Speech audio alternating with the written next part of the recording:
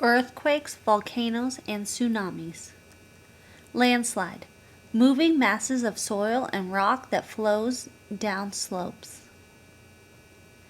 Earthquake, the shaking of earth where parts of the crust meet. It is caused by underground vibrations. Magma, melted liquid rock beneath the earth's surface. Fault, a crack in the earth's crust along which movement occurs. Mudslide, a dirt and debris filled flood of water. Richter scale, a scale from 1 to 10 that measures the strength of an earthquake.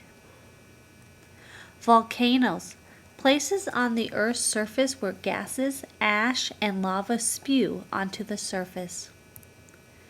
Plates, large sheets of rock that make up the Earth's crust. Tsunami, huge sea wave or set of sea waves caused by the movement of the Earth under the ocean, such as a strong earthquake.